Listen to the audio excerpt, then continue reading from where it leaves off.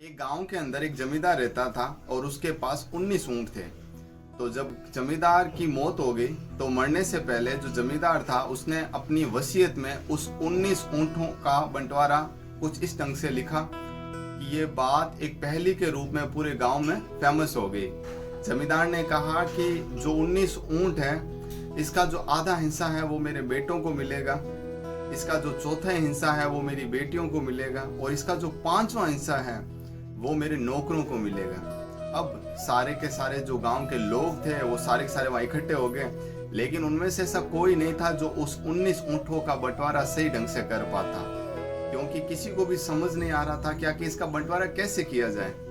आखिर में ये बात पहुंचते पहुंचते उस गांव के पास में ही एक दूसरा गांव था, जिस गांव में एक बुद्धिमान व्यक्ति रहता था।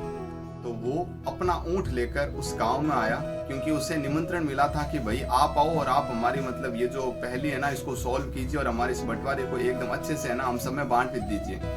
ऐसे करके वो जमींदार वहां आया अपने ऊंट के ऊपर बैठकर। जो जमींदार था उसने कहा कि अब मेरे वाला ऊंट भी ले लो। तो वो जो दूसरे लोग थे वो ऐसे हंसने लगे। उसने कहा तेरा दिमाग तो सही है, पहले से 19 ऊंटों का बंटवारा भी सही नहीं हो रहा है, ऊपर से तू अपने वाला ऊंट भी दे रहा है। तो उस बुद्धिमान व्यक्ति ने कहा मैं जैसा कहता हूँ बिल्कुल वैसा कीजिए। तो उसने अपना ऊंट उनको दे दिया। तो अब ऊंट हो गए टोटल 20। तो जमींदार ने कहा कि 20 का आधा कितना? तो क्या 10? तो 10 जो है ऊंट हो उसके बेटों को दे दिया जाए। अब 20 का चौथा हिस्सा कितना? कि 20 का चौथा हिस्सा हो गया 5 ऊंट। तो 5 ऊंट थे वो उनकी बेटियों को दे दिए जाए।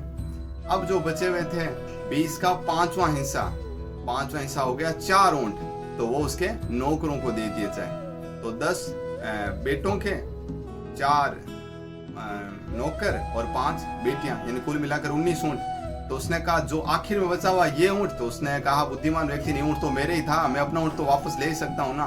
तो इस तरह से उस व्यक्ति ने अपना ऊंट वापस ले लिया और अपनी बुद्धिमानी से इस पहेली को अच्छे से सॉल्व कर दिया।